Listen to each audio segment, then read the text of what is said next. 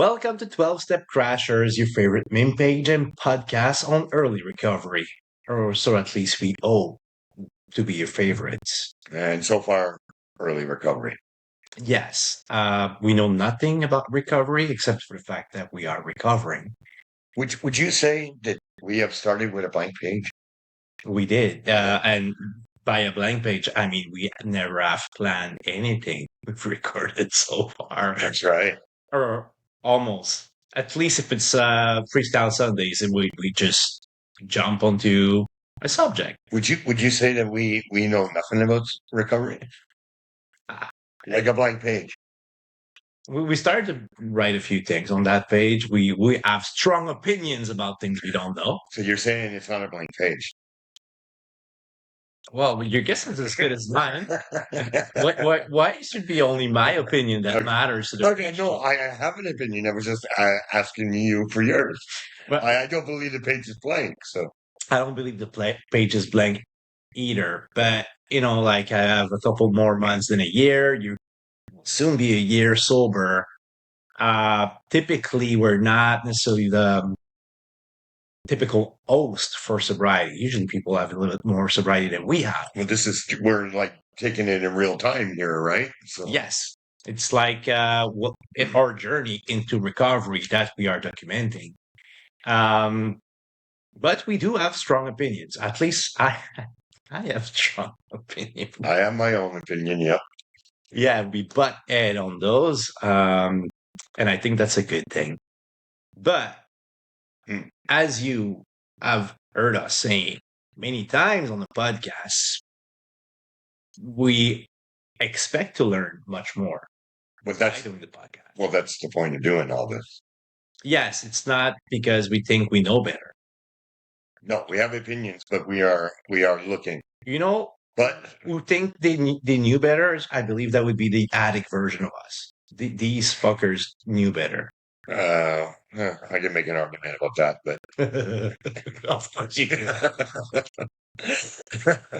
it's because I don't think much of my addict version of me. So No, but like that that positioning that I know everything and I cannot be wrong is very at least for me it's a position that I was into as an addict, like refusing to consider I might be wrong or that it was not perfect, whatnot, right? And being in early recovery or in recovery period, since I've been into treatment, my assumption is that I know very little all the time. And I want to learn more. I'm eager to learn. That make more sense? I guess so. I will just say that I didn't know a lot in my past life, so I will just leave it at that for now. I think we'll move on to our topics because I feel like I'm going to go somewhere else right now. So yes, thank you for being aware, mindful. Capturing the ADHD squirrel before it blew out of proportion. Yes, because my mind was really going somewhere else. Definitely is. So did mine. I almost forgot what our targeted topics were, but I think we landed on music and festivals or leisure in recovery. Well, it's summertime, right? So we know that in this period of time, there's some people that we've heard in our groups that some people seem to be wary of. They seem to be worried even. It almost seems like they don't want. Obviously, in early recovery, there's situations you don't want to put yourself into. You got to be, people, places, and things. Yeah. Obviously, you have to be careful. But I think we are not everybody's recovery journey is the same. And I think we can both say that we feel confident in our program so far and how we reacted so far to different situations that we are continuing to live pretty much a normal life, except that we notice things more like let's start with music then, since you brought it up. Yeah, Well, talk about other topics there. Let's just go right into the music. We went to a festival and we saw some music tonight. yeah, we were at Montreal Jazz Fest actually tonight with my son. So definitely not in the same type of mood we would have been in Active Use. True. Paying attention to details and, getting annoyed as older people would. Well, I was annoyed. I'll go into that after. I don't know if you want to hit on that right away. Oh, yeah, I do. Okay, so it's an open, let's just fill the people in. It's an open air outside show. Okay, it's on the street. So you got buildings on one side, you got buildings on the other side.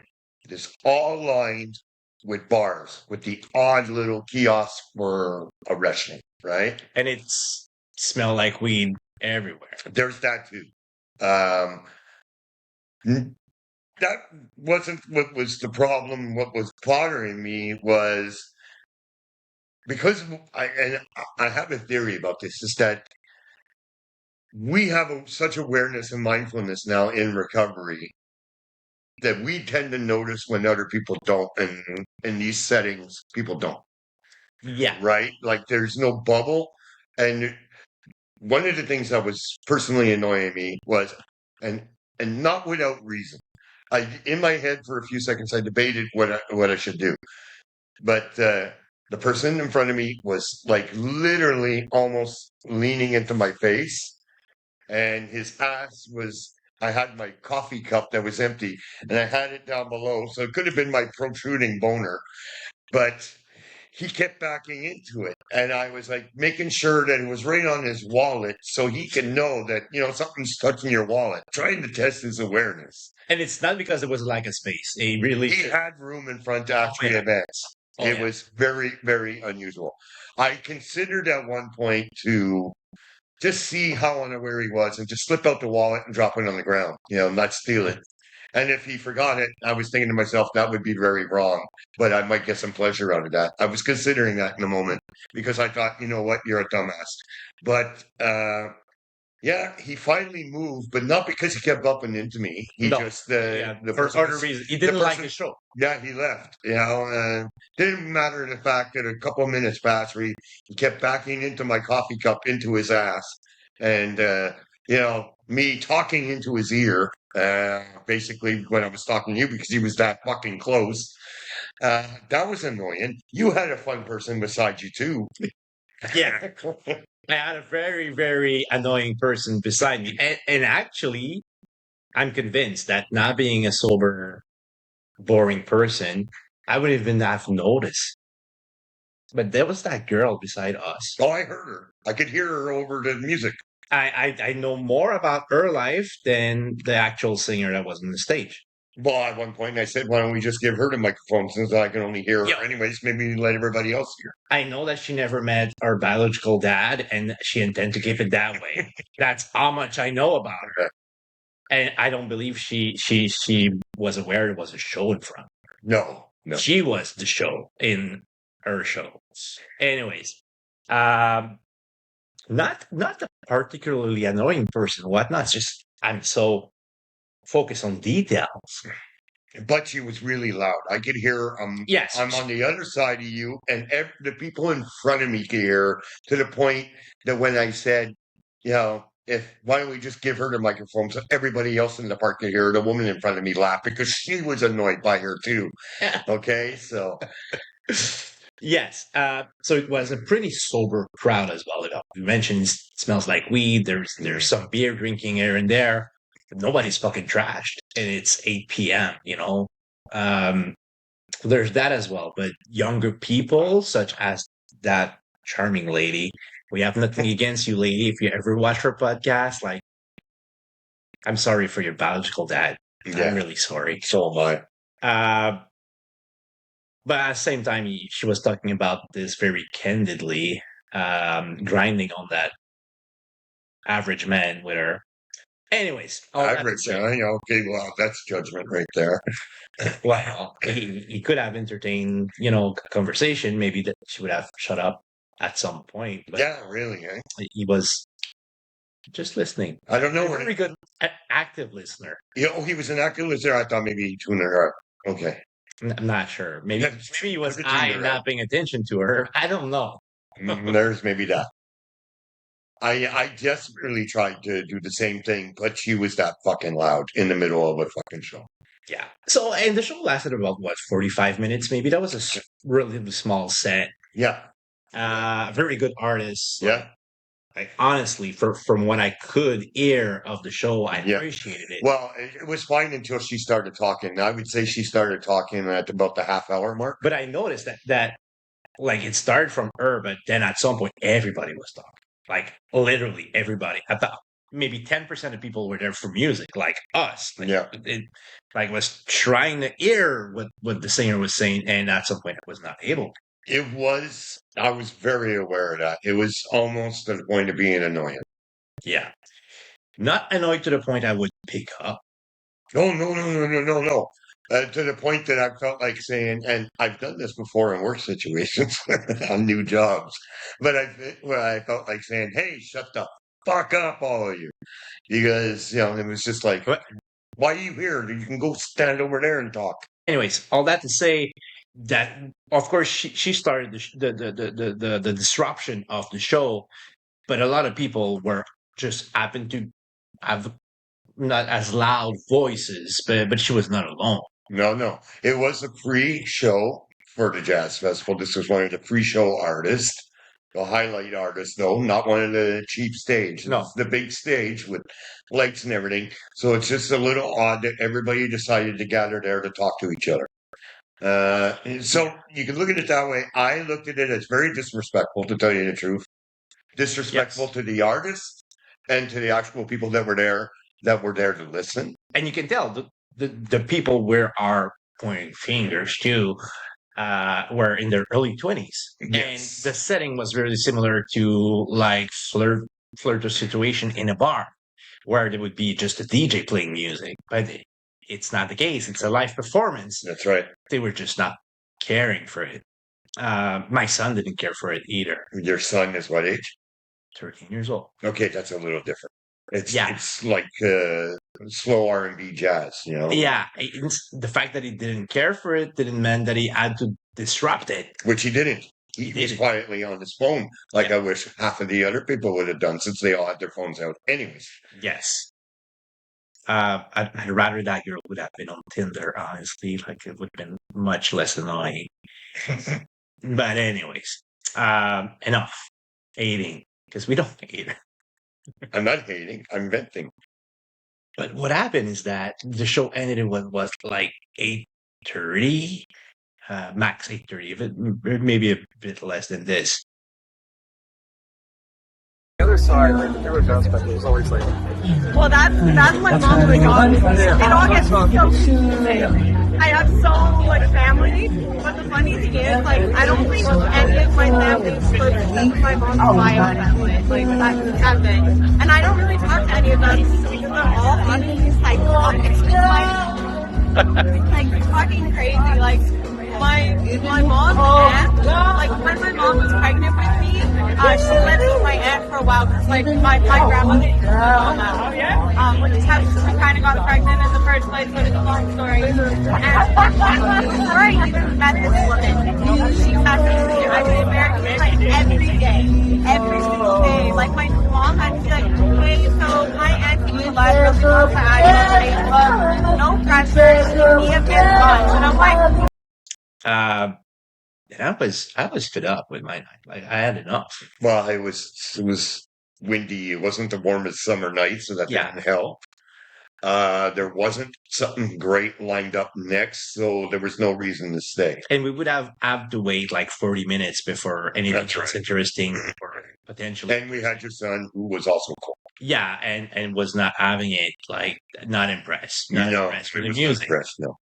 Well, all that to say that in active addiction, a lot of other things would have been considered. How much more beer can I get into myself before we get the fuck out of here? Well, the prices we saw, I'm not sure we would have stayed there. I don't think I would have stayed there. Yeah, probably not. But for that show, that part of that show, I bet I would have toughed that 45 minutes to 50 minutes, and then I would have been in some other place. Exactly. But like we made the very mature and adult decision to just leave. Yeah, sure. We picked up something to eat and we just hit the metro back to my place. Yeah, we're adults now. We arrived here. The sun was still out. Sure. And I noticed it, like, wow, we went somewhere tonight and we came back before the sun go down. Right. And we enjoyed ourselves. Like, we've described what the annoyance of all this, but listen. The first half hour was great until she opened her mouth. And then it really did seem like a lot of the crowd was waiting or planning their next move. Yes. We're all talking. Yeah. And out of respect, like, ideally they would have just moved away. Yes. But it did not. No. But then again, about 10% of the people in the crowd were there for that artist in particular. And it showed, like, people were just distracted. But as I was saying, did you feel threatened by anybody? Threatened? No. If anybody should have been threatened, it was the people that were around me because I'm sober. And yeah, no, I don't have a problem in those situations. It would have to take someone a lot bigger than me for me to feel a little threatened. Yeah. So all that to say that even in active addiction, I never felt threatened in a music show. Oh, I never felt threatened. I was oblivious back then, that's for sure. But any danger, provided the fact that 90% of my friends are women. Most of my friends have been in scary situations in music festival or music venues. But that's not even a thing I can relate to, like feeling like you're a prey to the people around you. It's happened to me once, actually. In a weird situation. Okay, so in a bar situation, I was targeted. Don't know why. Now there could be a lot of reasons. I won't speculate on the reasons. I'll just tell you what happened. I was playing pool, and so this shouldn't have happened. I was about 4 hours into my half speed that I take. This is during a period when I would take a whole speed during the process of a day, which was half after I ate something, and the other half probably around just after I ate something again, right? Or just before. And so I was out having a few beers I was with my nephew this night, step nephew, anyways. And playing pool, but I had my bottle at the bar, and because that's where I had been sitting when my nephew came in, and he's the one said, "Let's go play pool." So I left my bottle there, and I started playing pool. And I came back at one point. I grabbed my bottle and I drank from it, and I finished it because I ordered another one. And this would have been the next one would have been my third beer. So this is not alcohol that's happening to me. Within 15, 20 minutes, I'm playing pool, and I'm used to drugs and all kinds of drugs, okay? What happened to me here was a drug I hadn't felt before. So slowly was losing my legs and starting to lean, and I was starting to not quite tired, but I felt like I was getting a heavy dose of being drunk, and I was trying to fight it. And to the point that I had to tell my stepnephew, I'm about to not be able to walk soon. You're gonna have. I think I'm gonna drop to the floor. You're gonna have to get me out of here. And so my drink got dosed. You got roofed, whatever. probably GHB, right? Well, I would What you assume described is I've never had it till that moment, right? So Yeah. I don't know. I add GHB purposely many times because that's the cheapest drunk you can get. $5 and you're past drunk. So does that sound like what happened to me? Oh Because yeah, it happened definitely. very quickly. But there's a very important notion there when you do it on purpose. You know what to expect. This happened to me. So your third beer in, you feel like No. My second beer. I ordered my third beer. I didn't Yeah. get to drink it. but you're definitely. It's not possible to be that drunk over 2 beers. That's not possible if you be drunk on 2 beers ever. Right. So it leaves little room for interpretation. That's right. You were. No, I knew there was something wrong, and I knew it wasn't anything I did because I knew right away that I suspected right away that something was in my drink because it was happening too fast. And did you notice like somebody acting shady around you or But something? that I couldn't say for sure. There was a person, like I'm not going to get into it too much. Yeah. There was a person, this club bar, you get some kind of weird couples in there sometime. And, there was talk sometimes that this guy liked to bring home, him and his wife like to have another person join them. Okay. So it's possible that's what was going on that night. I don't know. I know he was there and he wasn't always there. And then suddenly that's happening to me. And it's fortunate. See, like it might have even been in my drink before my step nephew and I started playing pool. Yeah. It might have taken a while. It takes half an hour to 40 minutes to kick in. So it's quite possible I was already roofed. Let's say I'd gone to the bathroom, and I probably did. I might have been doing speed and coke that night. Who knows? Not enough to keep you awake, though. Well, I should have. But yeah, all to say that happened to me, and I'm a man. But I was lucky enough to have my step nephew with me, and he got me out of that situation, got me home, and I just fucking crashed like I never crashed. Yeah. But I understand what you're saying. This could be really problematic for the female population. Even if it's a minority, but the reality is this men are targeting those events and targeting specific women in a very predatory way. Of course, criminal, but predatory with drugs like that. Of course, that's next level because intoxicating someone against their consent or without them knowing is a serious offense. Like it's a criminal behavior. But if we tone it down a bit, just like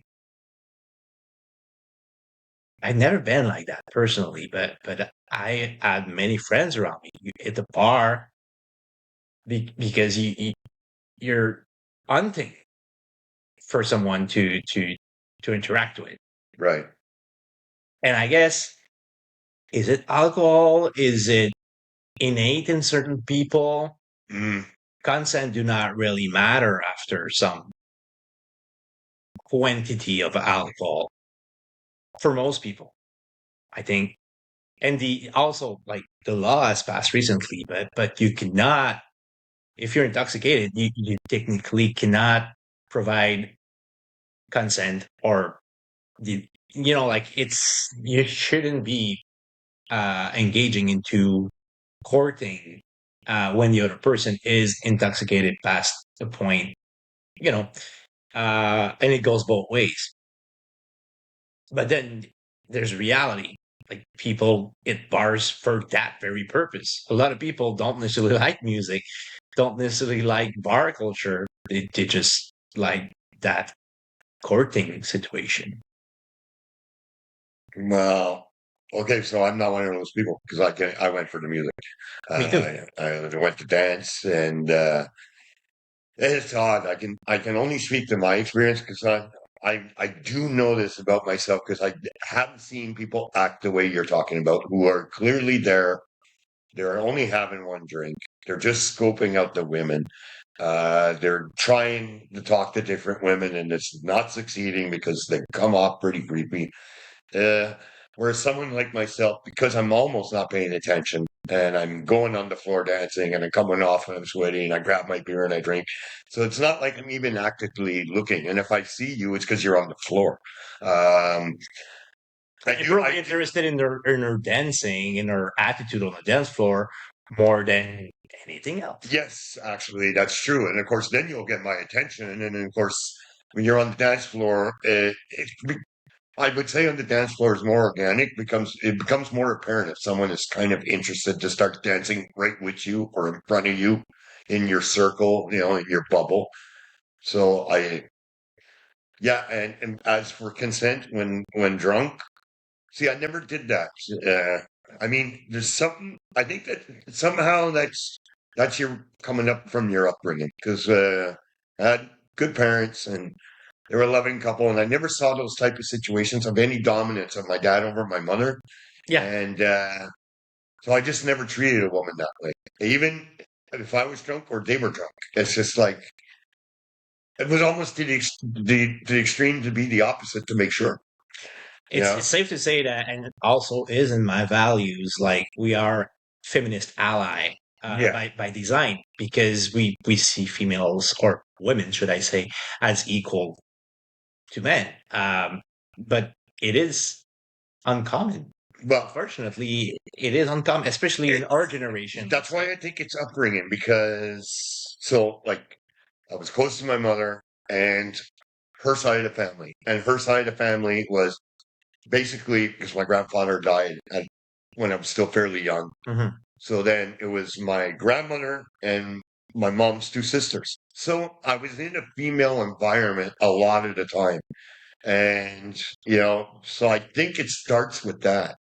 It's probably just a lack of them in some cases. Obviously, people are people and they have their agendas and they do their own thing. But I think it really does speak to environment in some situations. So I'm not going to make excuses for other people. There's people that when they drink, they change their personalities and they become predatory, right? So yes, but then again, is it the alcohol that does that, or just it gives them a sense of like their accountability doesn't matter, or like. Is it the pretext? The fact, I'm drunk, so I'm going to act like a fucking asshole? Or are you not an asshole when you're not drunk? To me, that's not clear. We do. I'm not excusing their behavior, but one of the things we do know is alcohol is not going to let you. If you have consume too much alcohol, you're going to make poor decisions. Oh yeah, and it definitely get the worst out of anybody. Like alcohol past a certain threshold gets the worst out of you. No, are you bringing this up because of the show you went to with your friend? Is this where you're coming at? Because I remember you mentioned that you said you felt and I like you felt very protective in that environment. Yeah, well, I always. But this is a different type of show, right? This is not a free outdoor concert. I went to a rock concert with my daughter, and I never felt any. I described it to you before. It felt like a gentrified music concert. Like the crowd was gentrified. Your setting you're talking about that you went to with your friend sounds different. Yeah, and that happens on many occasions. As I mentioned, about 90% of my friends are women. Mm-hmm. But yeah, more like a large scale concert. You pay big bucks for the tickets. It's inside. Very crowded floor, and people really passionate. Especially women are passionate about their artist. I would say it gets more emotional, if you will. And some people are laying in the back, like more like, oh, this woman, like. Okay, they're actually just there to actually pay attention to women. Yes, that seems like a lot of money to go. Anyways. Go on. Not only for that, but again, that's predatory behavior. Is it coming from alcohol? Is it pre-existing? I don't have that answer. Like honestly, I'd like for people to comment on this. For what your experience? What is your thoughts on that? Because my guess is as good as anybody else's guess. What are you saying? You're inviting comments or emails?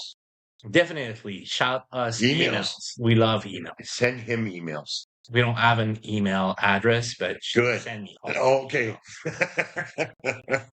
But yeah, you should comment. Because I don't have time to. I don't have time to read emails. He'll read the emails. Yeah, I believe it has been said that I'm person responsible for networking. Networking, you mean? Networking, yeah, and connection. Connections. It's a good thing I'm not resentful. No, it's not good to carry resentment. You got to let that go, man. You got to turn the page. You got to turn it over. Yes, definitely. But to go back to your question, yes, Which one? that's a very good example. Not that long ago, I went to another show, and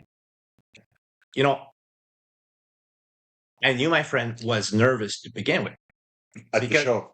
No, to begin with, before the show. Before the show. But your friend, you should point out your friend is also in recovery, right? Yes. Yeah, you didn't mention that. Yes, 100%. Which brings self-awareness and self-consciousness about situations you put yourself in. Obviously. Should anyways. And mindful. Again, what comes in when you are a victim of a predatory behavior, rather something happens or do not happen, it's a bit like any situations you feel you're responsible for putting yourself in. Victim self-blaming is a big thing. So like any other women, she also had a previous experience that were not great in such events. So like, and she expressed that like that she felt safe with me, but she didn't feel safe in public with such situation. And we discussed that in great length before we went to the venue. And like, as much as I'm empathetic and I'm listening, I don't fully get it.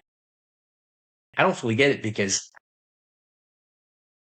even if I'm shit-faced and I cannot walk straight and I cannot see straight, I'm still not that much of a target. Like someone's going to jump me for my wallet, maybe. That never happened to me, but right. like that's about the worst that will happen to me. If I'm being an asshole, I might get stabbed, but I got lucky so far. Yeah. However, as a woman, preyed upon by that specific type of person we described, and not it's not like 1 out of 1,000. It might be 100 out of 1,000. Okay, well. So which men will you actually trust? This is interesting. Like you're giving ratios.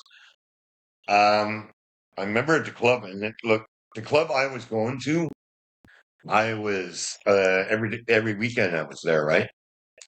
So let me put it this way: I was so there so often. I knew the regulars too. So when there was new people, I knew they were new people, and I also knew people that would just go to the bar and just try and hit on women all night, and sometimes that's fine. They were very transparent. The women knew too. But I saw others that were really almost stalker-ish. And I paid attention to them. And sometimes I would warn some of the regulars. Yeah. Some of the regular women. So that tells you a bit how I noticed in scope situations. I would say the ratio was maybe 10%. Again, 100 out of 1,000. So if you're in settings where there's 30,000 people, right. That's quite a lot of predators around me. I'm going to have a Halls now. Hopefully the subtitles won't say balls again like the last time. And because you're sucking on it, right? I'm sucking on it. I don't want to say sucking on balls and it shows up in the subtitles, sucking on balls. We edited that. Maybe it'll be in the outtake.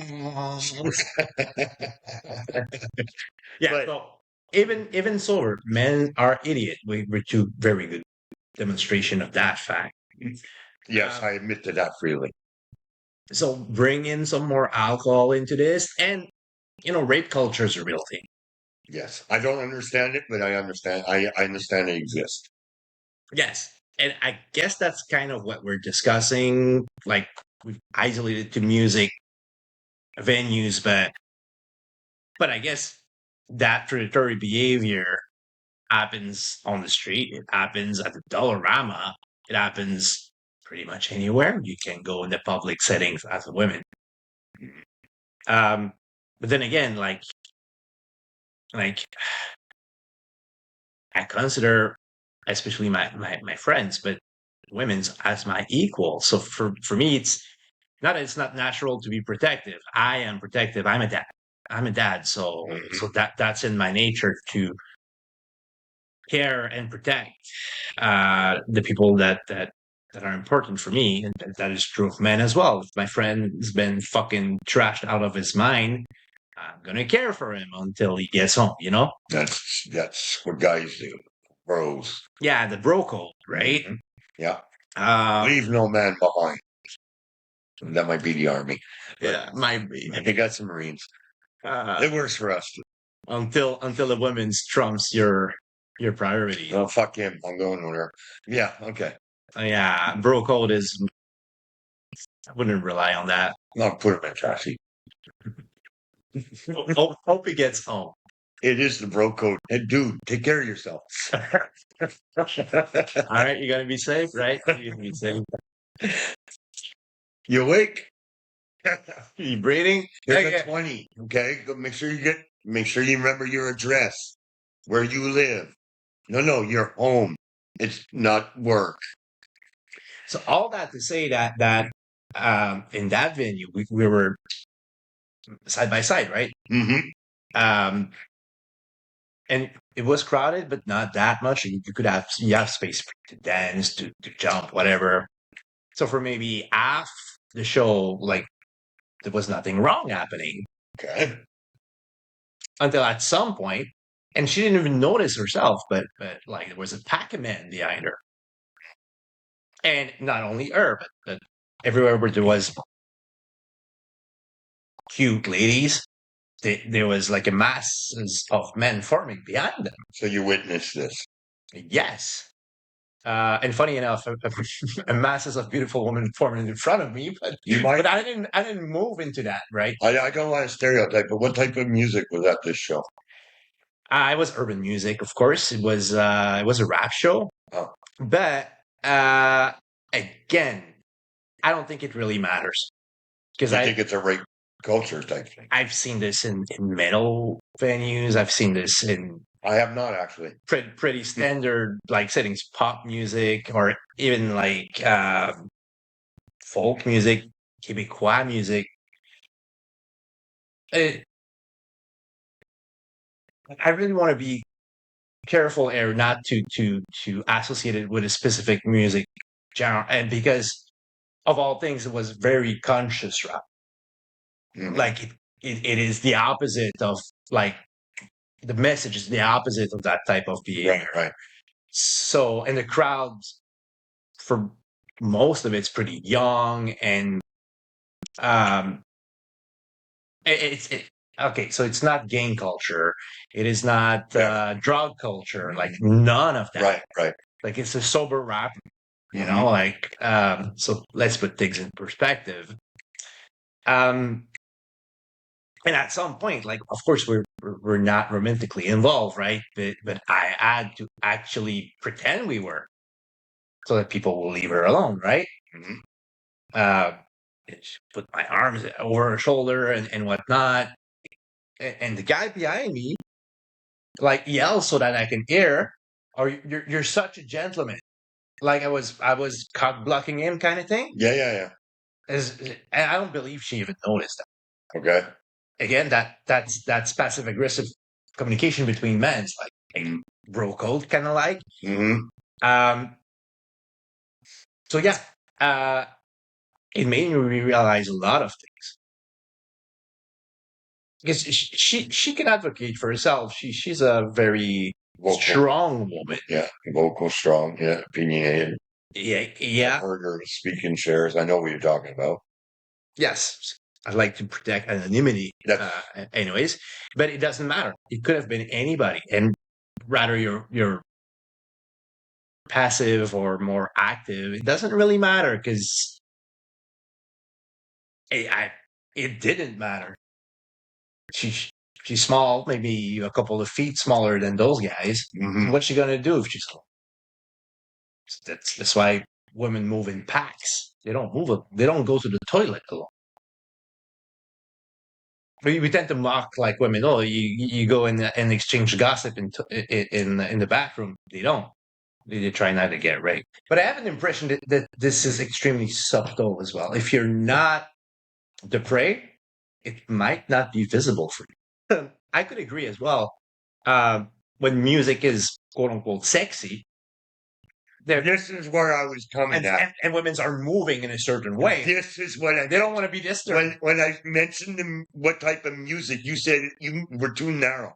Now, if you're going to tell me that this is a place where women dress to look good and go dance, and it's not a rock concert or they're in their black t-shirts and their blue jeans, the tight. But even at that, like, I'm not saying this is a reason for people to rape women. I'm just saying it. Yes, you can see the difference in the type of people they would attract. But there's where your predator thing might this is what rape culture is all about. Oh well, she goes to that type of event. She dances that certain way. This way. Like none of that fucking matters. None of that matters. But let me remind you that we have another friend in recovery. It happens to a death metal event. It did, but not in the concert. But yes, and let's not go into details about this. But all that to say that the concept of going to a music venue comes with that risk inherently. Mm-hmm. If you're a woman, and if you're a woman alone, the risk is exponential. This was the case in this case, yes. Yes. But what I mean by that is that, like, it can happen to in a Ricky Martin venue. Probably does. Santana venue. You know, like as soon as there's a certain not sexual but sensual vibe to the music. I guess it kind of is considered as a free pass to grind on people that do not consent to it. But you know, I'd like to tie this off so we can move on to another topic. Yeah. But what I want to know is the friend you were with, who's also in recovery. What was her opinion of how she felt after? She didn't even notice because I didn't let anybody move on. So are you telling me that she wasn't aware of all this other stuff that was going on? No. Okay, well, they didn't get close enough to her. No, but you said it was happening to other people. They were lining up behind other sexually dressed women or whatever. Don't get me wrong. Not everything is predatory. Some women are looking for it, and like there's communication, either verbal or nonverbal. Okay, right? It just feels like I don't know what is But no, but provided she had been alone, she would have noticed. All right. Yeah, if she had been alone, I can tell you, probably. And I would think this is what predators would look for, is the person that's alone. Yeah, and I was maybe a couple feet at some point away from her, and with my phone recording, and it's only when I ended up my recording that I saw what was happening behind her, and then I moved closer to her. Okay. But you see, it takes just a few minutes for her to be isolated so that she becomes an ideal prey. Right. And then walking outside that venue, like I had to stay by her because other women were alone and they were just getting not necessarily harassed, but catcalled, just nagged, or right. And just unpleasant. You're not calling for that, right? They will let you know, guys, if they're calling for that. Like, you will know. You were in a large urban city too, right? So you had a large swap. Yes, it's probably the largest theater in that city as well. But yeah, with a few thousand people, there's a context, definitely. And yes, downtown of any city past 10 is getting wild, right? There's criminal activities. There's drug abuse. There's I have a question for you. Was your friend planning on going to that show? Had you not been there? I invited her there. I don't believe she would have. Okay. Curious about that because it didn't seem like the way you describe it. It doesn't sound like she noticed or had an issue. Well, she must have saw what was going on after the show since you saw it. And you said it was. But as I've mentioned, we had discussed like our discomfort with public settings, period. Right. No, but you said they were catcalling and they were nagging. That's what I meant. Oh, that she saw that. Okay, definitely, 100%. Yes. You seem to be stuck on something there. Well, I'm just trying to order my thoughts because yes, as you said, as you mentioned, we should move on at some point from that topic. But well, look, this is a good in a way because This is kind of where I asked you, was she planning on going alone? Was she aware? like I would 100% could have gone alone. Like I'm not saying that. What I was saying was this her idea? Was she going to be going to the show had you not been there? But you say it's vice versa. Yeah. Okay, so I'm curious because it's come up in stuff because it's summer. But to give you an idea, like I went to several shows since getting sober. Oh yeah. That was our first music venue. Me too. I've been to several shows. This is where I'm coming. Complacency and awareness. Yeah. It's summertime. We're recovering addicts, recovering alcoholic and addict. Theoretically, those are all very risky situations, especially if we are in abstinence, but it's still like punishment that we are not able to do the things we would like to do. If those things would be substance use, right?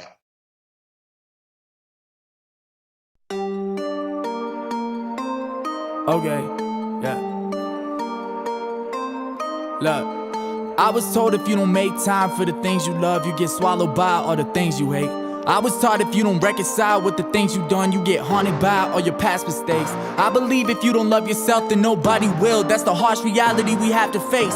I was taught you can't rush love, it just comes and goes at a natural pace. With that being said, I want something that is real. I'm over the Tinder swiping in the hinge like it. I want something I can feel in my heart, I can feel in my hands like it's tendinitis. I need to learn to repent my vices, I need to learn how to let it go. I need to stop spending all my time with people that only prevent my growth. You think you know me, you really don't. You've never taken a loss, you don't know what it's like talking your blood off the ledge. You never untied the knots in the noose, your family hung on a fan. You never given your heart to somebody, then watch them just crush it in front of you, cupped in their hands. You never suffered like me, but I promise today that you will understand. Promise today that you will understand. I told myself that the person I was in the past would never dictate who I am in the future. To all the people who treat me like trash, you get recycled through all of my music. You become topics, the content I'm using. You become farmers without even knowing, cause you plant the seed that I'll harvest whenever it's blooming. Wait! I'm barely human, I think it's true and it's fair to assume it. I belong next to the lyricists, next to the joiners, the Hobsons and NFL. Help them just carry balloons and hey, I put the pen to the pad the moment I did. I made a whole name for me. I run on pain and my pain started paying me. Mama don't pray for me, I got the heart of a lion. Whoever you deem is the goat, I'm a lion. A goat is just prey to me. I do not compete with anybody. Only person I compete with is me and myself. They just wanna knock me off and try to strip my talent, but I'll never let them reach around and take my belt. I was never focused on becoming a celebrity. I'm focusing on setting up my family so they never work again by creating my wealth. Rappers only talk about topics that make the persona harder, but every lyric that I've jotted on top of this paper's everything I lived, everything I felt. I don't need you to save me, you to change me, let me go. I don't need you to change me, I've been changing on my own. Only God here can judge me, is that truthful? I don't know. All of my scars, they tell me where I've been, but they don't dictate where I'll go. All of my faith's been tested with this music, I just pray I stay afloat. Yeah, I hate to float. I don't know, it's time to float like Pennywise said. I wish I could change the path that I am on. I swear to God I'm on autopilot. I know that the highs and lows that I have rode are so defiant. I put my entire soul inside the flows that I've been writing. I condone that I'm a tyrant, I just wonder when my time is. What's the chances I'll go gold? No wait, what's the chances I'll go diamond? Ayy, they want that ignorant flow, they want that ignorant style. They want somebody to stay in the lane that'll never push boundaries. Now they're all mad at me cause I keep pushing around. Swing for the fences, I'm breaking down barriers, breaking down walls, and I'm taking the crown. Made my own way and I know that you hate it. I should've just taken a job in construction, the way that I'm paving the ground. Keep my name out of your mouth, I know you're anxious. I'm making a legacy, making a name with my sound. We are not equal, no we ain't the same, cause you'll never slow up on my grind and you'll never catch me break it down. They want me buried by all my regret, but they never will bury me now.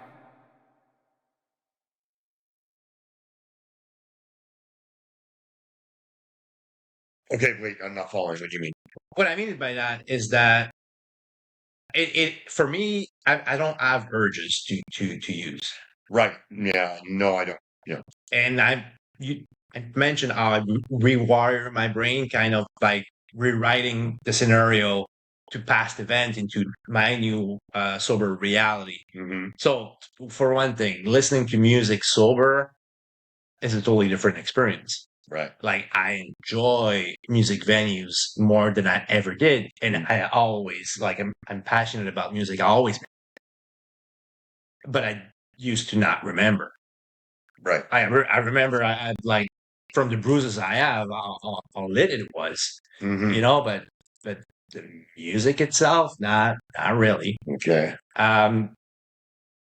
And how could I say this? See, complicity is definitely the word, but the first music venue I've been to was maybe 3 months after getting out of rehab. Mm-hmm. And I went with then my wife. It was a really large show. It was Blink 182. It was costed like 2 arms and a half a leg, Mm-hmm. kind of. And like that was the first time in my life I've been in a music venue I didn't consider drinking. Like I usually would get drunk before getting there, Mm-hmm. as a matter of economy. Right. And well, again, Travis Barker on his drum could have been reason enough for me to pay $600 per ticket, because I never noticed how good he was before. And I've seen it maybe 3 or 4 times, Blink 182. Mm-hmm. I was just blown away by the performance. I saw people around me drinking. The only thing that triggers in me is, well, that stinks. The smell. Beer stinks. Right. And that was in very early recovery. Mm-hmm. And I'm a beer geek, so I used to love beer, like love it. Mm-hmm. Not only for the buzz, for taste. And I kind of felt annoyed by the nonstop consuming of, like, some people were maybe 9 beer deep, and it's the 90-minute concert. I'm less annoyed about the people and what they're doing than this is how People get loud. People get there's that, but that was annoying at the free show. Because they were really talking over the crowd. Yeah. Over the music. It's hard to talk over Blink 182. Yeah, exactly. It definitely is hard. What I'm more annoyed with, and especially like, I'll use the example of this free show, was the simple bombardment of alcohol everywhere. Yeah. Being available everywhere, in the crowd, along every section of the walkway. Because SAQ, Molson, all these people, they're the main sponsors. And they are. So their ad is just like kilometers wide. And their kiosks are every 10, 15 feet. In between the beer stand, you have the SAQ, then the beer, then there was maybe one stand that was like where they had laptops.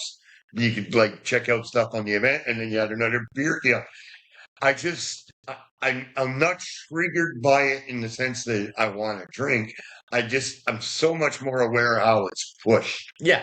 Yeah. The marketing aspect. The marketing aspect is much like gambling. I find it's starting to get a little out of control. So back to my story, like that show, Blink 182 was great. It was a memorable night, and the first time I actually remembered vividly the show, and it lived with me for like 3 weeks. I kept talking about it. Mm-hmm. Like it again, life-changing experience in some ways, which actually is good. The price it costed, it's a good thing that I remember it. It's nice to remember it. Yeah. It's not overrated at all.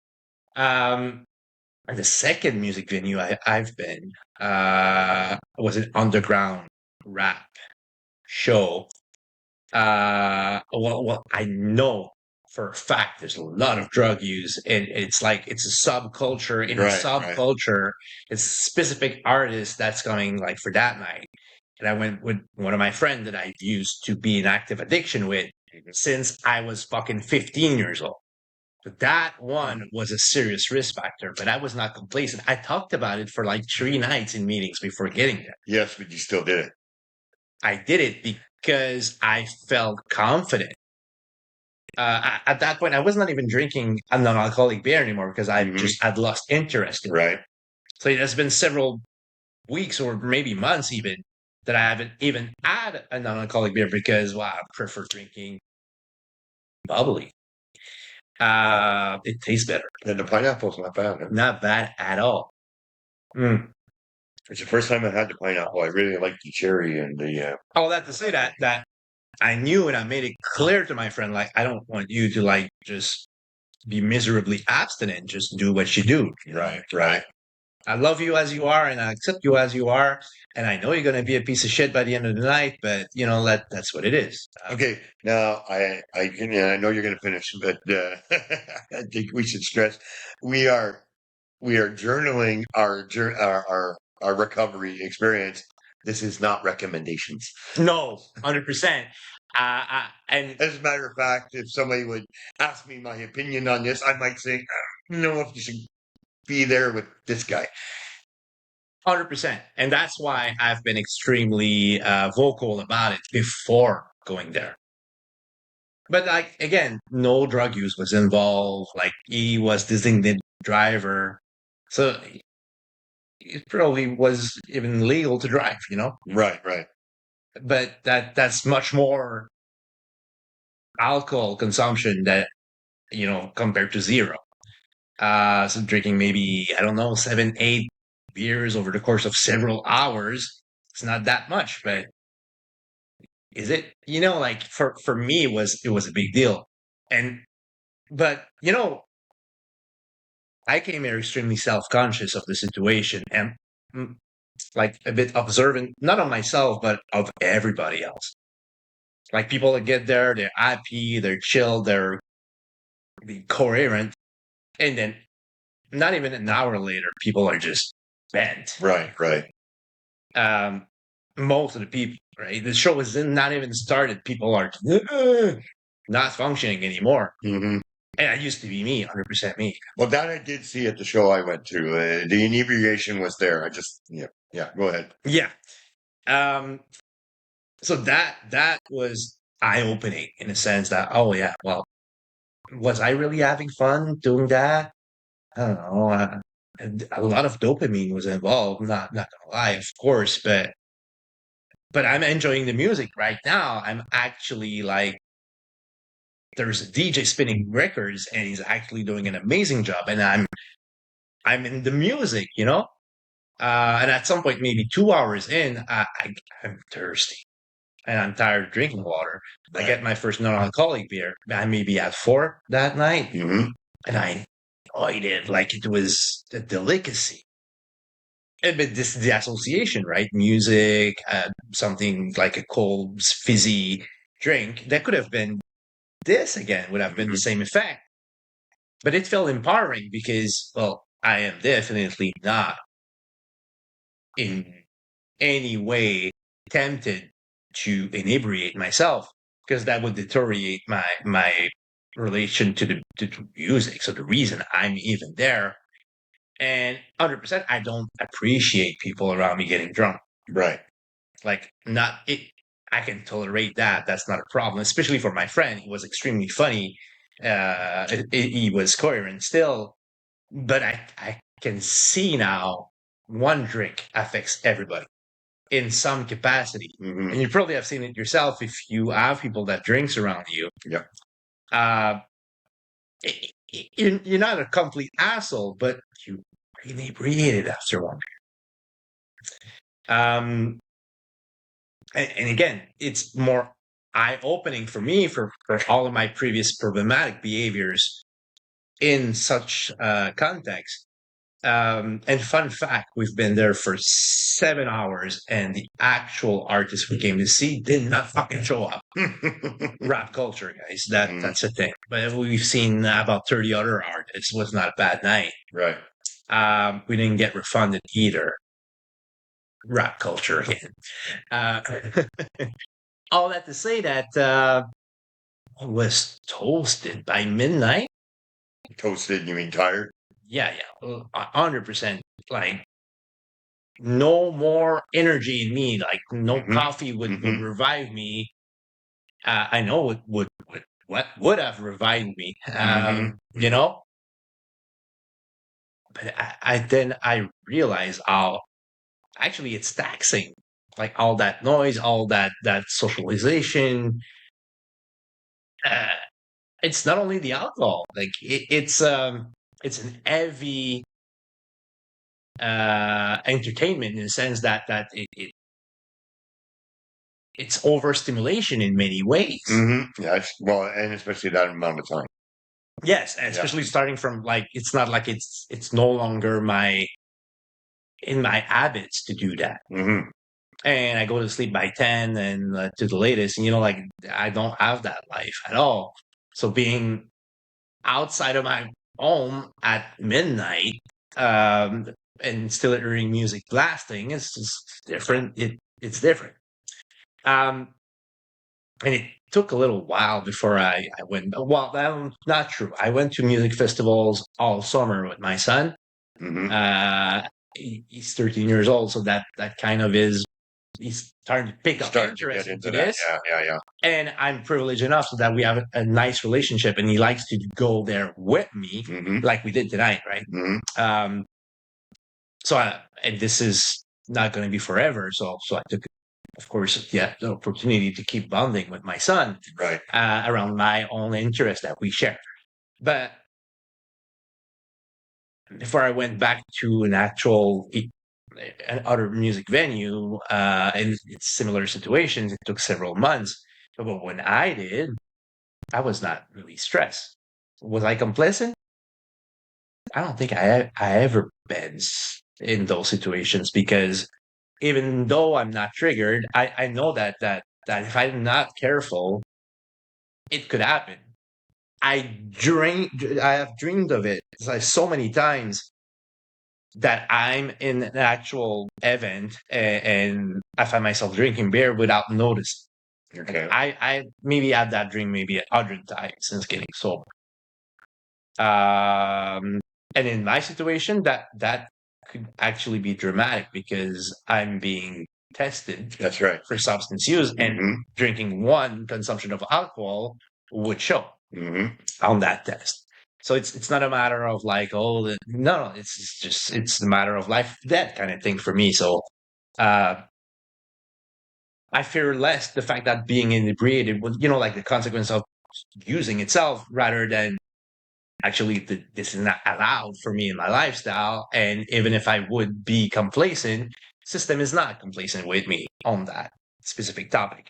So that was nightmares and recurring nightmares. So I guess that when it happens in real life, I'm extremely cautious, Well, you are. And I believe I am. But this is the thing. We're journaling kind of like our recovery and how we're doing it. So again, stressing out, it's nothing that we say tonight is we're not endorsing this type of behavior. I'm just talking about should do their own program, and it goes for me, but this is definitely not a baseline for anybody else than myself. No, I wouldn't say so. Yeah, it's because it's there's some risk involved, but of course it becomes a question of when are you ready? When is anybody ready to put themselves back? If you've been to the point that you had to go to rehab to stop, and you're following your program since rehab, like the SMART program, like we both are, at what point do you trust yourself, I guess, while not, is it complacency or confidence? Complacency. I don't know about that. I'm so ambivalent on that. And let me tell you. The complacency they're talking about is about your program. And they would even say sometimes, I'm talking about our groups, but this is certain people, right? It's not everybody. It's not consensus. But some people there'd be warnings, for your behavior, especially that long concert with your friend. Mine, I think my situations were a little different. Mind you, I didn't do the hotel things very early in recovery, where I stayed at hotels alone, in environments maybe that could be triggering into somebody else. Somebody that was not in total acceptance like I am, it probably would have been a bad situation. But yeah, complacency, I think when they're talking, and complacency, I think they're talking at what point overconfidence. No, they're talking complacency with your program. When you've been doing it a little while, It's odd because we have people in our groups that some are 3, 4 years, but we have a lot of people within a year and a year. Yeah.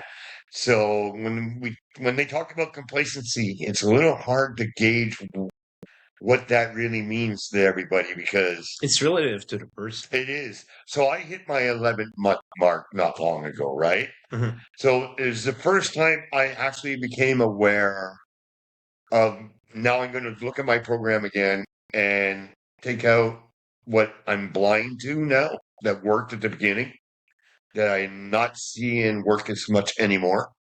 There's placement of things, some new techniques I'm maybe going to try to implement as I approach this year mark.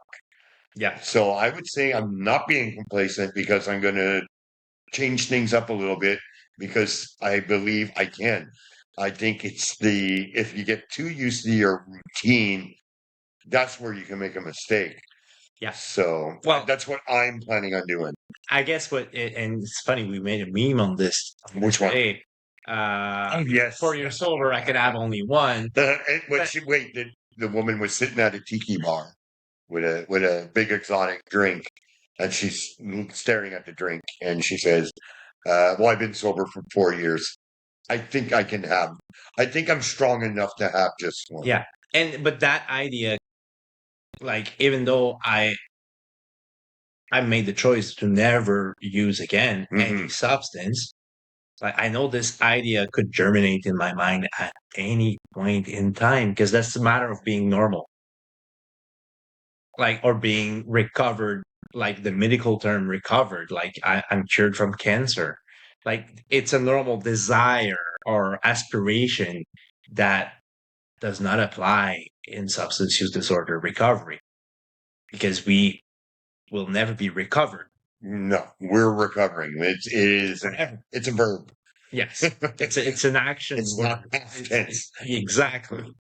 But it's hard to accept. Not everybody accepts that. Some people are looking forward to be healthier, if that is healthy enough that I can actually consume class 4 cancerogenic liquids. Again, there's a lot of things. I think we're joking. We're not really joking about this. We're bringing this up, but there's a lot of things people don't have acceptance for. Including myself. There's situations they don't have acceptance for. There are certain people they don't have acceptance that they can't be around anymore. Mm-hmm. We've seen that and heard that before. But grieving people that are still alive is a commitment you have to make for yourself, right? It's not always easy. There's some people that won't commit to changing their lifestyle completely to be more a sober lifestyle. Yeah. Right? That again, the people and the places you go. We've seen that. And some it took a few relapses before they realized that they had to completely change it all up. Yeah. So what I'm saying is, yeah, it's not just about not accepting that you're never going to have a drink again. You understand what I mean? Yeah. It's that they're not accepting a lot of things. So fast forward, like this year, like in the last maybe 4, 5, 6 months,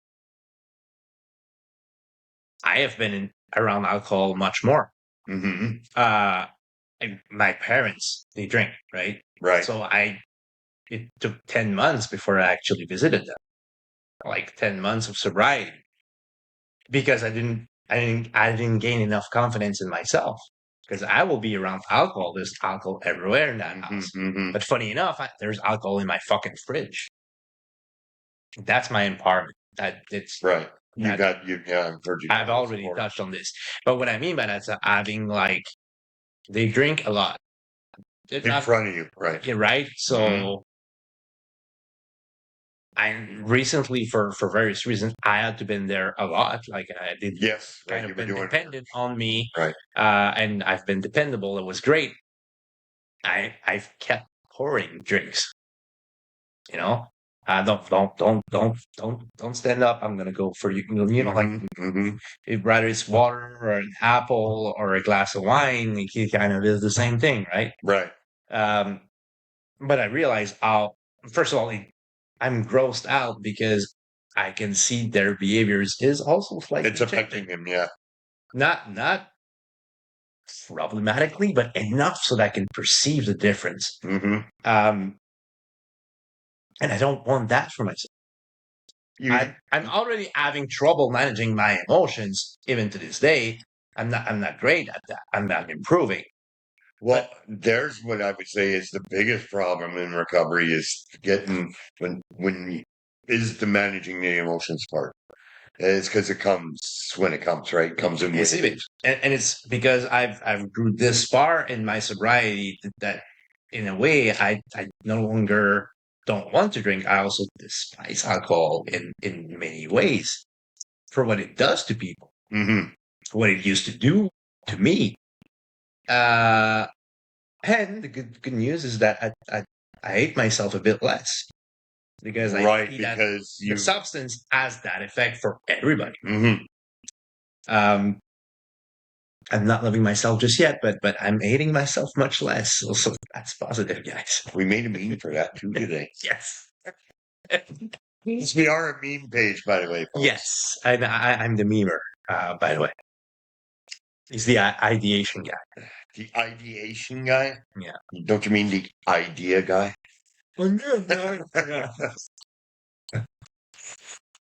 Ideation, that's not a word. He's the brain. It's a word in French. It is? Idéation. Well, you can freaking put it in the process of generating ideas. Okay, in the subtitles, it's going to be spelled right then, I assume. They're going to have the with an accent too? On the E. Oh, fuck's sake. Idéas. Yeah. Thank you for making my education. Which education? Well, proper English. Oh, yes. By the day. Yeah, you guys wouldn't believe the amount of mistakes there be in the memes of this guy. Yeah. English is apparently not his first language. I don't know if any of you guys noticed. I hope you did, because otherwise you're the idiot, not me. Yeah. And sometimes English isn't my first language either. Depends what time of the day. And you're from Valleyfield, right? Morning is bad. In morning, I have no language. Don't talk to me. My mother tongue is silence. My mother tongue is fucking. All right, so but I've been more and more around alcohol, but in ways that, like, not that I'm complacent, but it is not stressful at all anymore. Like recently, I went on a very charming date. She doesn't drink, I don't drink, but we ended up in a bar having a non-alcoholic cocktail. Because there was nowhere else to go, I guess, kind of situational. Well, yeah, where would you go on a Sunday past midnight? You know, like you don't want to eat hot dogs. So what past midnight? Yeah, it becomes kind of problematic to find places open. And you know, like the place was empty, the music was chill again. The acoustic is great in that place. No, I don't have a problem with it either. I mean, obviously, if you're both not drinking, then I don't see how there's any problem there. And funny enough, we went there because, well, bio breaks were required. And we were actually there, and it's a bit rude. Like the bartender was talking to me, so why don't we sit? And I know they have a good lineup for non-alcoholic drinks, so very like elaborated cocktails. And that was great. Honestly, that was great. There was a few people drinking elsewhere. Nobody was like drunk or misbehaved in that environment. I felt safe, really like emotionally in control and fulfilled, and you know, chat was interesting. But that's not something, again, that I'm going to be complacent about. That's not something that's, oh, let's go to a bar tonight. Like, that's not, you know, it happened that way. But I'm not, oh yeah, I need to try these new non-alcoholic cocktails. I'm just going to throw this up there because is it lack of options, or is it still old behavior of going at midnight? This part of that as well. We met up at like 11 p.m. or something like that. Right. Don't you think that was the problem? Was the time you met up? No. I do actually. That's if I'm going to differ with you on in my opinion on this. Um, it was too late to have the meeting. You know what I mean? Because you were left with no options. No, honestly, we went and walk outside by Mhm. like in nature. I'm not saying you guys uh And honestly, like, relapse or anything like that. It just but like what I'm trying to do here is take it from the SMART program kind of point of view. Is yes. that was maybe old behavior? You understand what I'm saying? No, because You don't think it was old behavior? I'm just no. playing devil's advocate here. Yes, right now. no, but you're right, and that's a good question, and I've been actually considering it before answering no. Okay. My old behaviors would have been like, first of all, I need to get trashed before going to that date. It's important because I need to build up some confidence. Right. Then Mhm. I would have been on that date with somebody that actually has similar habits in terms of Right. of using. hmm And the bio break would have been a good reason to slide 3 or 4 solid drinks into me, hmm and perhaps bring her back to my place. And part of the reason why we were there is because it's a matter of boundaries as well. I should just get, To your place or her place, right? it's not like that. Right. I actually have a genuine interest into you, and I want to get to know you. I don't necessarily want to get into your pants day one because, well, what's the fucking? I've used some very singular words recently to the fact that I'm not exactly interested into the concept of mating just to mate. I'm still going to bring you right back to it. Now, you just pointed all that out. My point was time. The time it was. You know the reason why we met That to me feels like impulsive old behavior. I'm throwing this out there. I don't care. And you're an adult. But I mean, as from the point of view, from a SMART program, if we were, we're not sponsors, we're not an AA, but if we were just like giving somebody advice, I think I might avoid. I think I would tell them if they asked me and they said, "Well, I'm going to go meet her at a bar. She don't drink. I'm going to go meet her at a bar. When are you going? It's going to be around 11 or midnight. Did I? Can you wait till tomorrow? Maybe go meet her somewhere else." Did I mention it was a Sunday? Yes, you did. What the fuck do we do on Sunday after the meeting? You and I. Lately the podcast. Yeah. So why do you think it was that late? Because of you, man. That's whole behavior. Blaming you for my poor decision. Yeah, I was about to say you were on the podcast with me, dumbass. Is this how you treat your ex? No, it's because I'm committed to the podcast, right? But podcast is more important than going date. B, like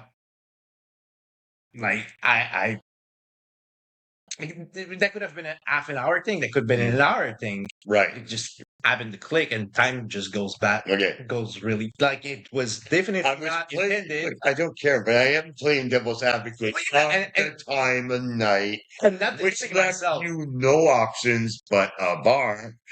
I'm not defending myself. And again, it's not something that I would do purposely. Go into a bar. I'm still going to go back to my frame of reference is the time of night. 100%. You understand? It's we're talking about risk factor. That's like do in the summer. There's the risk factors right there. It's time of night. You're going to start to get tired. You might all of these things for somebody in recovery. Now, not saying you, somebody else, even maybe her. We don't know. You didn't know her yet. These could have been big risk factors for her. Yes. But then again, that's a good way to find out if she's a devil's advocate needs to be entertained as well here. How much and how long can you protect yourself from real life in recovery? Well, in real life, I'll tell you right now, on a Sunday, I'm not going out anywhere at 11 o'clock. I'm in my fucking bed. Because you work at 5 the next morning. I get up at 5. I don't work at 5. Semantics, but still, this is my point. I still battle medication-resistant depression. That's my new diagnostic, by the way. Right. I do understand your sleep schedule is off. Yes. My sleep is fucking shit. There's PTSD involved as well. So those are risk factors, by the way. Those are not explanations or excuses. No, I understand. But the context is that am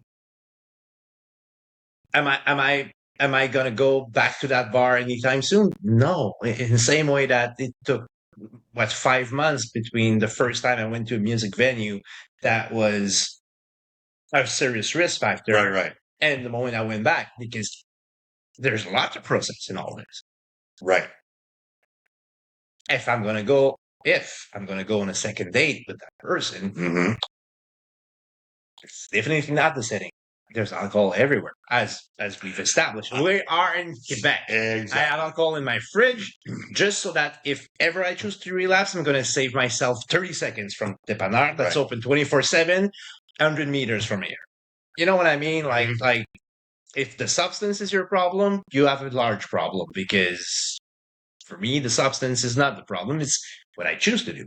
If I choose to drink, I'll drink. There's nothing that will prevent it. This is true. I would have to be on antabuse for me not to be able to drink. Yeah. This is not my issues. I'm not thirsty. But if ever I was, definitely I'm going to drink. Right? You know what I mean? Well, I'm going to dispute those rational belief and probably will come to the conclusion that I'm not really thirsty. And this is smart recovery. But in all those situations, and those are serious risk factors, I never been close to thirst. That's why I felt, like, you know what? That would be fucking rude to get out that bar just having taken a leak. The guy is like struggling. It's Sunday night. He's alone. There's like 5 clients over there. Why don't we spend $30? That's literally what it was. Really? It was $30 for 2 drinks and tips. Yeah. Yeah, I would have left. Fuck you. I'm not paying that. You're struggling. Find another job. It's a lot of money for water, juice, and whatnot. Yeah. Yes. I would even argue to the point. Now you brought me somewhere else. That's not good thinking. Do not be sorry for these people. Do not have empathy for the person that is working. That is their fucking job, that they can leave at any point. They can go to another place. They can maybe close on Sundays, not keep the poor bastard there since there's nobody. But, spend $30 on non-alcoholic drinks to have some sugar before bed. No thanks. Fuck you. I felt like playing devil's advocate on this, but I guess this is all stuff I would not say that I can say it to you because we're playing on that podcast and we're exploring those concepts, right? But definitely, I'm sure if you're going to send emails, folks, we're going to set up an email. Send it to him. Tell me how fucking idiot I am. I don't already know, right? But you're right. You're right. I'm going to say one thing. It was for somebody else, somebody new in recovery, like still in the first year. You were past the first year. You're a year and a half. Yeah. You have a lot. You have. I would never have done that like 2 months ago. Not even 2 months ago, you wouldn't have done that. No. You feel now you've reached some kind of place that I wouldn't have been on a date 2 months ago. That's true. Right. Right. That's all. Like foreign the concept would have been. Ooh, that's another interesting topic. Right. Dating in recovery. When should you do it? You understand? I don't think you're supposed to do it. We've been around that topic with Ryan. Let's not. Oh yeah, we get Ryan. Grass here. Okay. You put me on the spot on that fucking podcast, motherfucker. I did not. No, you gave me an opportunity and I took it to come clean because I'm all about honesty. Yes. And authenticity. I actually thought you would just ignore it. Yes. That's not being dishonest. That's just called being careful. Yes. All that to say, that's not a topic that makes me uncomfortable. On the contrary. But that's very important what you just said. Like I'm at a certain specific point in my recovery. You somehow reach the point where you feel this is where you want. Like this is where you're at. That's a ladder with a lot of very small steps. Yes. And there's been therapy involved. There's been yes acceptance. There's been things that have happened. I'm not where you expected to be. We know that. You've told the story. I'm on a 24-month recovery program. Like for me, and I have milestones that I need to hit. It's not set in stone. It's not like rigid, but well, you have to remain flexible. For the first 24 months, my priority in life is sobriety. That's what it is, and nothing else. So yes, but the other point is very insidious because there wouldn't be a single word different in my explanation where I was in a bar if I would try to justify that to relapse. True. Oh, well, we went for a leak, and then, well, that's rude. I was on a date. That's rude, and that's rude to leave without actually providing, like the guy's working. He's not making any money. Every single word I've used to justify, like. Why do you think it was so easy for me to take the devil's advocate position on? I understand. That's why I think it's important that we go to the bottom of all this. Is that the only differentiating factors is the fact that I choose not to drink. Right. You're at the place. You have radical acceptance. You wake up every morning. I know it's something you tell yourself. I choose not to drink. And it, not that I'm a particularly happy person, but this is one of the things that bring me joy. Right. That power of choice. I'd say you're pretty happy most of the time when I see you. And there might be some attraction. Yeah, I usually crash when I get alone by myself. That I drink you. Okay. En français, the saying, les oiseaux se cachent pour mourir. The birds hide to suffer. To die. To die, yeah. So yeah, I'm a social person. I enjoy interacting socially, but my social battery is extremely thin. Once we're done with that podcast, I'm crashing, that's for sure. And it's not even because it's mentally challenging or demanding. It's emotionally draining to interact. Yes, I have this too. I know what you're talking about. Right? So yes, I'm happy on demand, if we could say. And it's quite recent. I was not even able to actually get that amount of stable time. This is true because I know 6 months ago you were in a much different place. I was not even able to stand a fucking meeting without crying. Yes, you were in a very different place. Meetings twice a day sometimes. Just keep crying all the time. Right. And oddly enough, and that's why I just want to stress that I'm explaining all of that process that got me into that bar, which is not complacency because, I'm very fucking aware that it's because it was 11 o'clock at night. I'm really fucking aware that it's not like I'm the strongest sober person ever, and not at all. I consider myself pretty weak in many aspects. But I'm confident I'm definitely not thirsty. That right. It doesn't mean that I'm a recovered person. I will never be a recovered person. There's recovered people. Never mind. You guys have doctors? Another meme today. Hey, you're getting good this. You reference two of them. I didn't have to. Yeah, self-referential memes that people cannot understand in the podcast. That's my forte. Probably not. Yes. Imagine if I'd be a woman. I would have been the 11 o'clock situation to meet somebody in the bar. Also not recommended, in my opinion. A, but B, I would have had to be cautious. Like, those cool guys right there, are they potentially rapey? There's so much more consideration that I didn't have had to consider. My consideration was like, I know that guy, that bartender. I've known him for 10 years. He's a cool stand-up guy. He wouldn't give me shit if I'm not sitting there. But, it's just... It's a commercial establishment. And, and that's also matters for my values, I guess. But if I would have been a woman, there would be so much more consideration. Again, because rape culture, because in so many reasons. You mentioned drinks being spiked. Yes, there's that too. Well, I would have been a woman in early recovery in the exact same situation, but I just changed my gender. I'm meeting a stranger man in a bar on Sunday night, past midnight. You know, like L the fuck no. Right. Probably would have been my answer. So that wasn't a red flag to you that she said yes? No. Just everything. I can think of this is so easy. It is, but it's not in recovery. She's just not a person with substance use disorder. That's right. But she still went to a bar at 11 o'clock at night to someone she didn't know. All these risk factors still remain. But yes, but we've been. No, she was having a non-alcoholic drink. That could have been his spike too, if it's a cocktail type drink.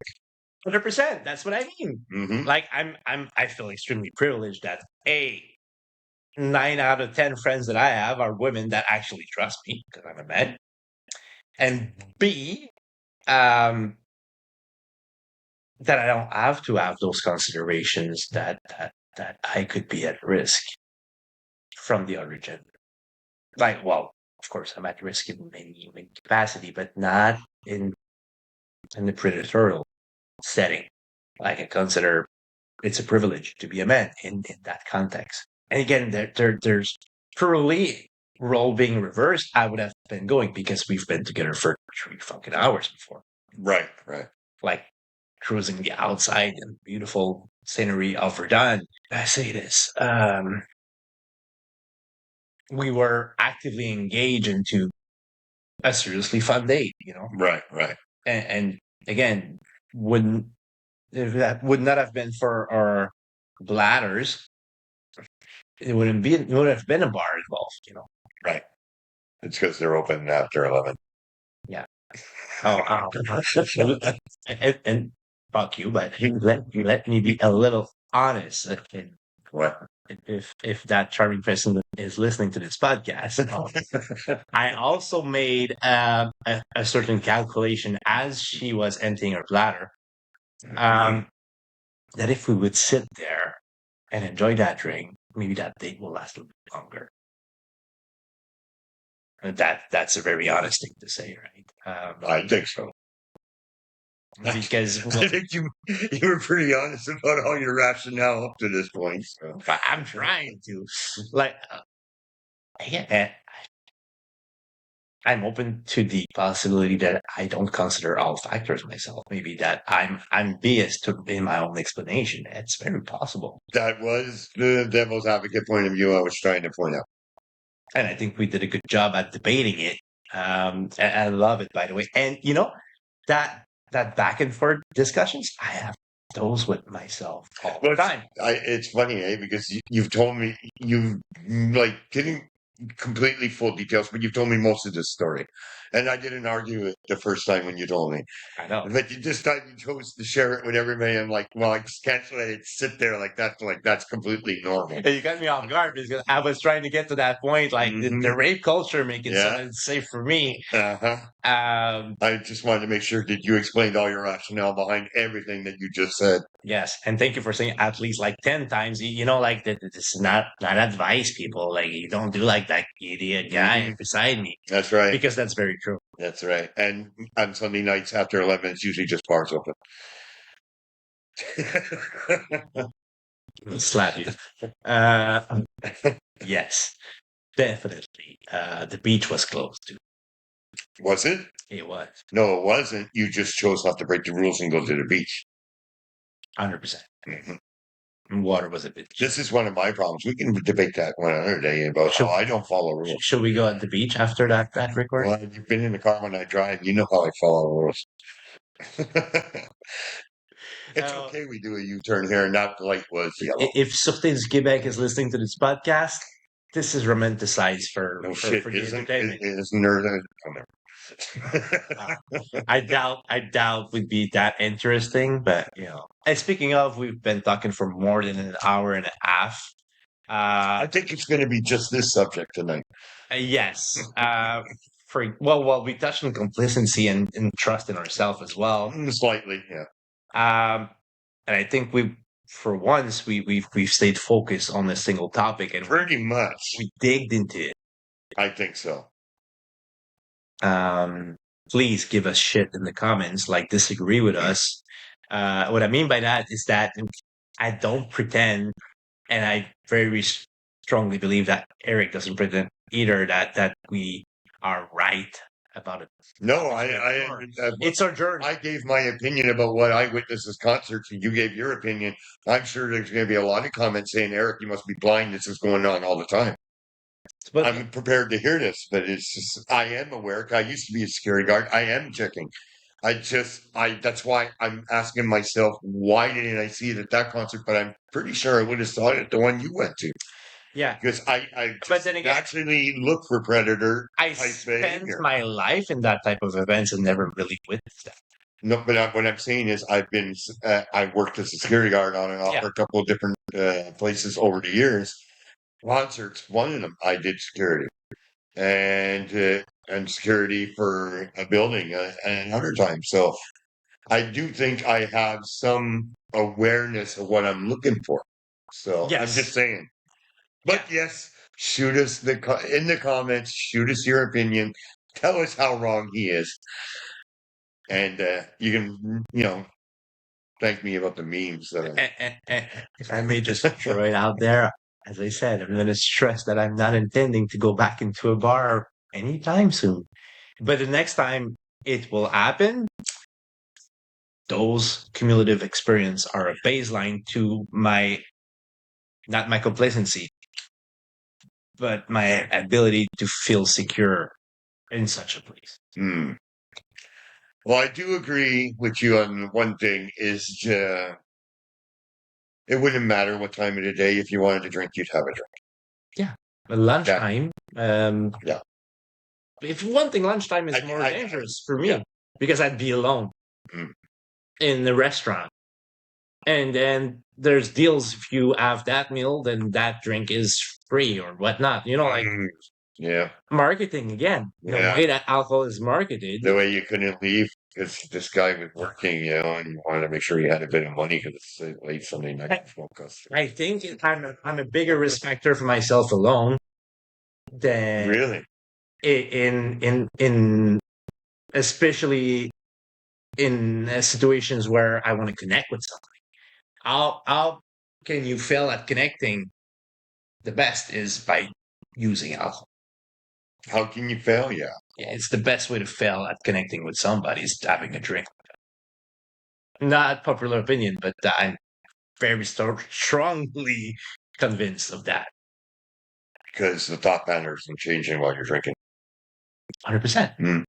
Your own perception of self and the other person is flipping. Yeah. Even before you finish the first drink. Yeah, you might be losing sight of what you should be paying attention to she's doing that you don't like. Yeah. Or even your core values will get flexible. That's what I'm saying. You're becoming more flexible and maybe you're missing something. Red flag. Non-addicts listening, food for thought, guys. That's going to be the title of that. Well, man, the way this went, rape culture? No, I don't think. I think we went into a subject I'm not sure we really should have stuck around on. I know you felt passionate because it would happen to you.